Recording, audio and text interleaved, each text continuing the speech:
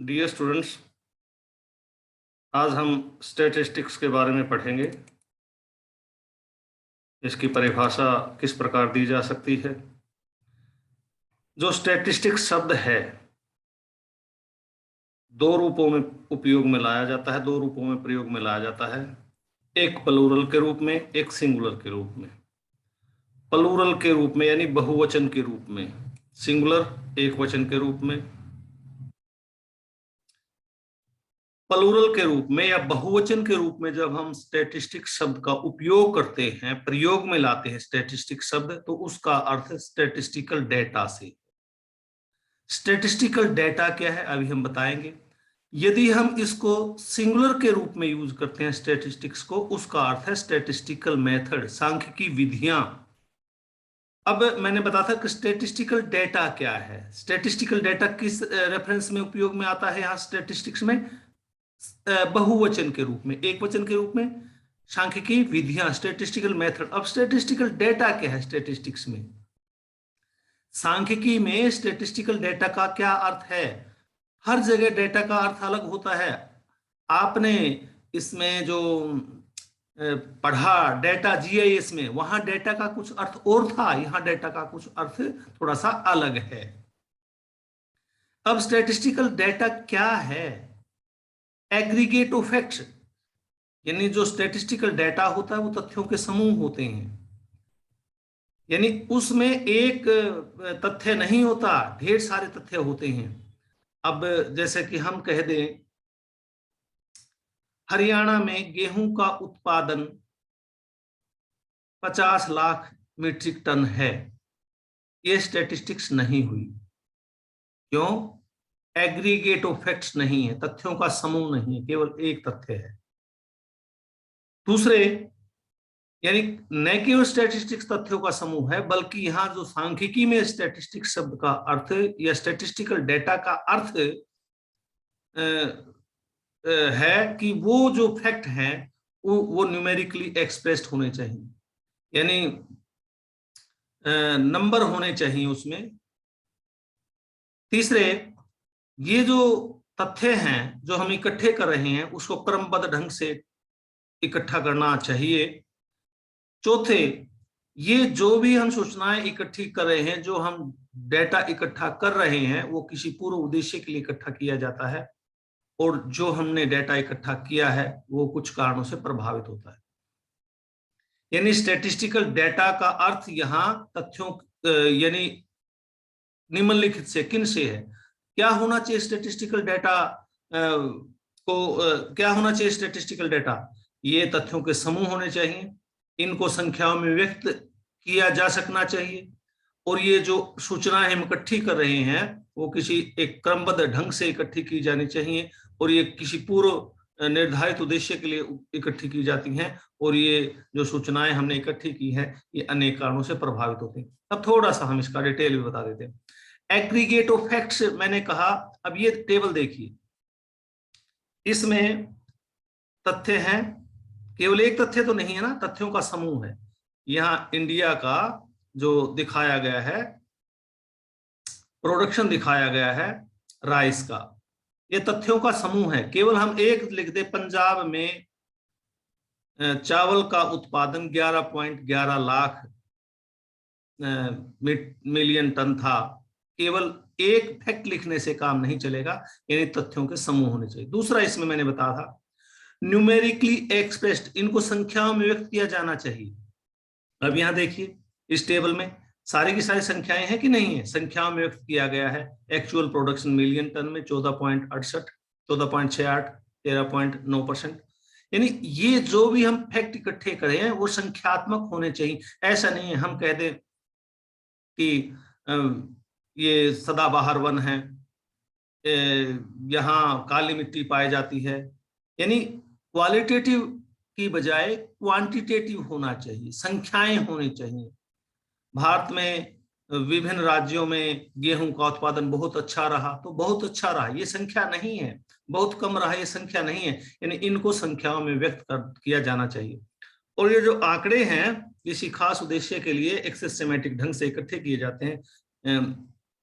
क्रमबद्ध ढंग से इकट्ठे किए जाते हैं। ये हम नहीं कर सकते कि वेस्ट बंगाल में चावल का उत्पादन 14.68 लाख 6 मिलियन मीट्रिक टन है। हम ये नहीं कह सकते अगला डेटा में कि वेस्ट बंगाल में जैन धर्म को फॉलो करने वालों की संख्या 2 लाख है। यानी कोई ना कोई एक सिस्टम होना चाहिए।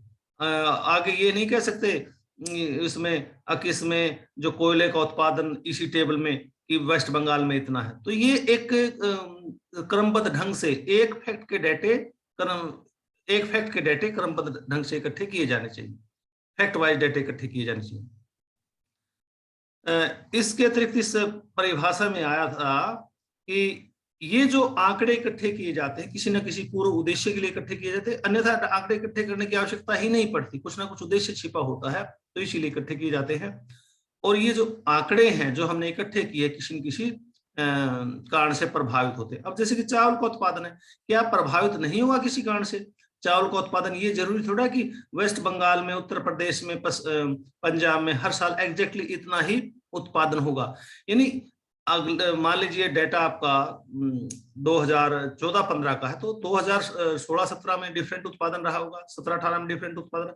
क्यों डिफरेंट उत्पादन रहा होगा? क्योंकि चावल का उत्पादन वर्षा से प्रभावित होता है, चावल का उत्पादन फर्टिलिटी से प्रभावित होता है, चावल का उत्पादन किसान ने कितनी मेहनत की उससे प्रभावित होता, चावल का उत्पादन उसने कितने खाद डाला उससे प्रभावित होगा, और कितनी उसने देखभाल की उससे प्रभावित होगा। यानी जो भी हम आंकड़े इकट्ठे कर रहे होते हैं वो अनेक कारणों से प्रभावित होते हैं। तो सांख्यिकी में स्टैटिस्टिकल डेटा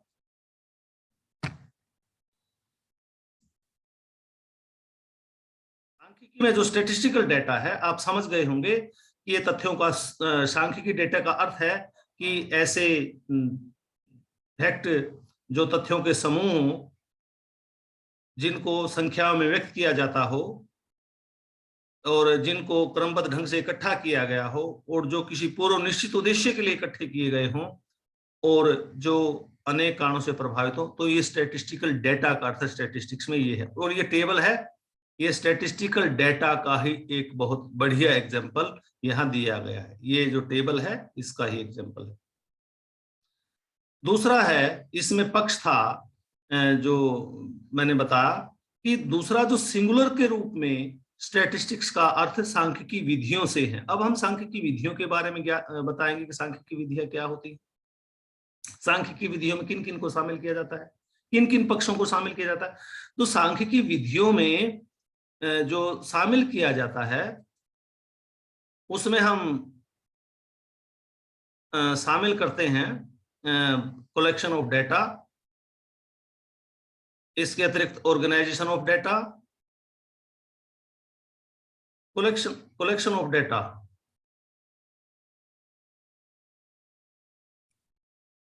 एक स्टैटिस्टिकल मेथड्स में हम करते हैं collection of data, collection of data को हम करते हैं।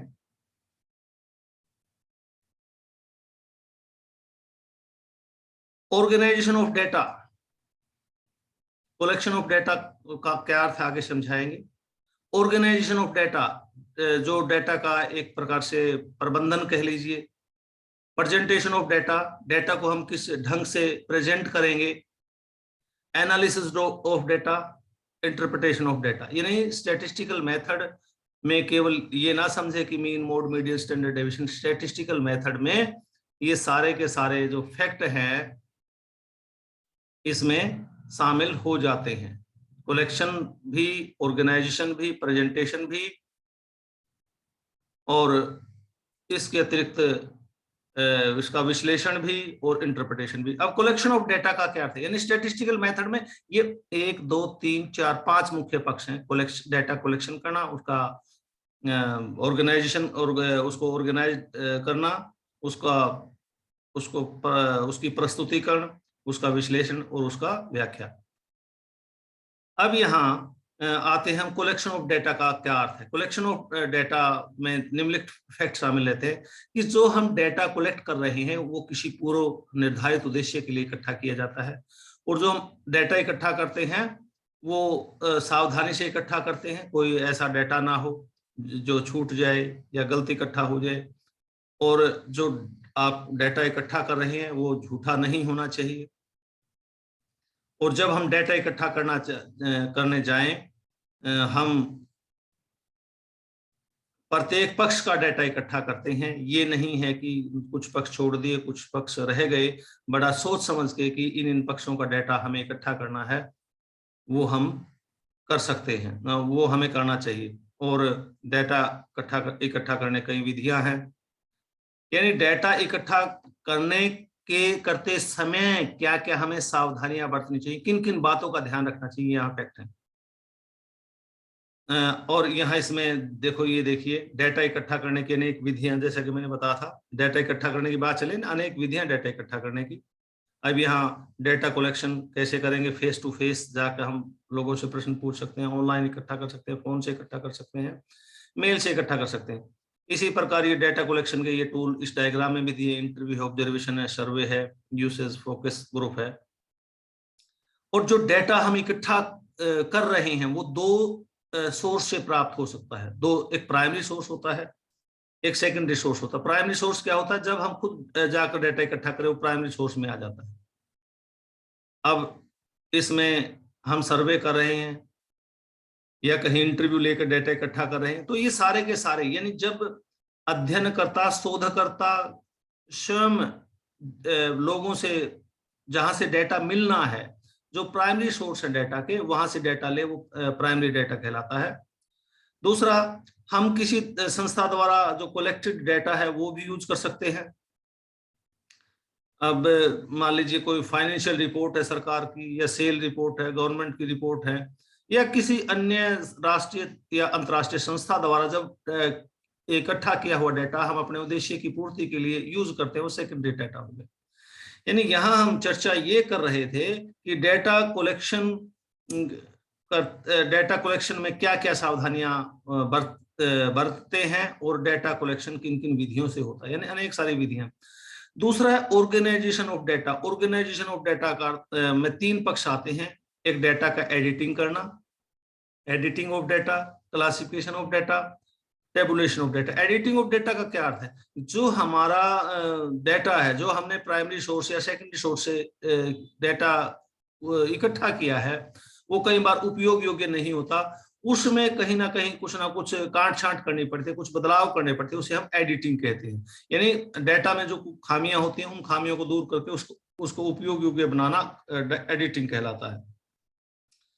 क्लासिफिकेशन, यानी डाटा को कैसे हम क्लासिफाई करेंगे, हमारा, और क्लासिफिकेशन का आधार क्या हो सकता है, जो हमारा पर्पज है। कई बार पर्पज देखते हैं, हमारा पर्पज किससे हल होगा, तो उस आधार पर हम डाटा क्लासिफाई करते हैं और अंत में टेबल बनाते हैं। यानी ऑर्गेनाइजेशन जो शब्द आए, ऑर्गेनाइजेशन शब्द डाटा का अर्थ होता है उसका एडिट करना, उसको क्लासिफाई करना, उसका टेबुलेशन करना। यहाँ कुछ एग्जाम्पल भी दिए हैं। अब इसमें देखिए एग्जाम्पल में, यहाँ अब ये जो स्लेट दी है, यहाँ ये पेन दिया है, ये हिंट कर रहा है कि डाटा एडिट करने के लिए हम तैयार हो गए। अब यहाँ ये जो देखो पेंसिल से हम कर रहे हैं, तो इसका अर्थ है डाटा में काट छाट कर रहे हैं, उनको उपयोग योग्य बना रहे हैं। और डाटा एडिटिंग करने के बाद हम उसको क्लासिफाई करते हैं। मान लीजिए ये अब टेबल में दिया है कि मेल कितने पढ़े लिखे हैं, फीमेल कितने पढ़े लिखे हैं, यानी एजुकेशन मेल फीमेल के आधार पर इसको डाटा क्लासिफाई किया गया है। जेंडर के आधार पर इसको क्लासिफाई किया गया है कि लिटरेसी मेल में कितनी है, फीमेल में कितनी है। यानी यहाँ जो क्लासिफिकेशन का आधार है जेंडर है। और ये करने के बाद हम टेबल वगैरह बनाते हैं। ये टेबल दी गई है, डाटा का टेबल बनेगी तभी उसका उपयोग होगा। ये भी यहाँ टेबल दी गई है। यानी ऑर्गेनाइजेशन में तीन पक्ष आ गए, एडिटिंग, क्लासिफिकेशन एंड टेबुलेशन। ये सारे के सारे एग्जाम्पल दिए गए।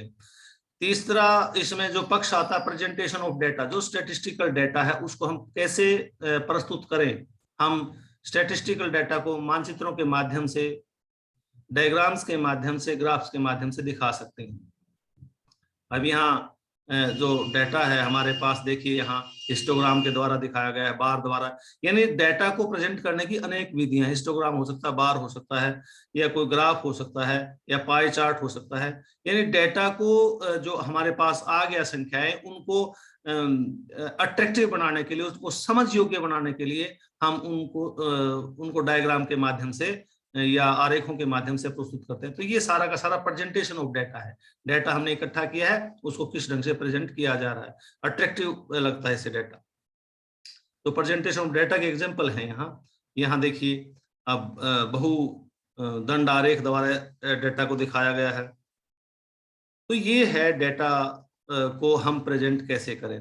अब डाटा को प्रेजेंट करने के बाद आता है एनालिसिस ऑफ डाटा। डाटा का एनालिसिस हम कैसे करते हैं और क्यों करते हैं। डाटा का एनालिसिस क्यों करते हैं, ताकि हम किसी ठोस निष्कर्ष पर पहुंच सकें, ठोस निर्णय पर पहुंच सकें।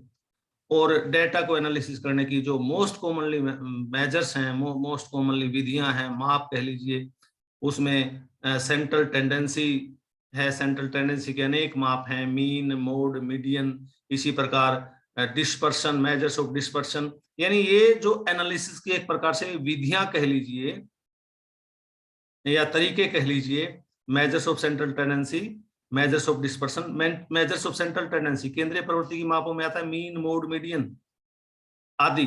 और मेजर्स ऑफ डिस्पर्शन विकिरण के माप में आता है range, quartile deviation, percentile, mean deviation, standard deviation, variance, Lorentz curve आदि। इसी प्रकार measures of relationship, skewness, correlation, regression. यानी ये मूल रूप से, मुख्य रूप से डाटा के एनालिसिस की तीन विधियां हैं। Measures of central tendency, measures of dispersion और मेजर्स ऑफ रिलेशनशिप। ये मुख्य और भी बहुत सारी हो सकती है।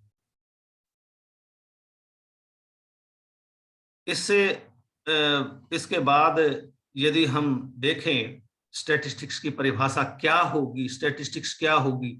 यहाँ शुरू में हमने दो पक्ष कहा था, एक वचन के रूप में स्टैटिस्टिक्स क्या है, बहुवचन के रूप में स्टैटिस्टिक्स क्या है। तो बहुवचन के रूप में स्टैटिस्टिक्स का अर्थ स्टैटिस्टिकल डाटा था, एक वचन के रूप में स्टैटिस्टिकल मेथड से था। अब यहाँ एक संपूर्ण परिभाषा जिसमें दोनों पक्षों को शामिल करते हैं क्या हो गई कि स्टैटिस्टिक्स का अर्थ यहाँ सांख्यिकी विधियों, सांख्यिकी आंकड़ों तथा सांख्यिकी विधियों से है। और इसमें कुछ ना कुछ ठोस निर्णय लेने के लिए कुछ विधियों का उपयोग किया जाता है। उन विधियों का उपयोग करके किसी ठोस निष्कर्ष पर पहुंचा जा सकता है।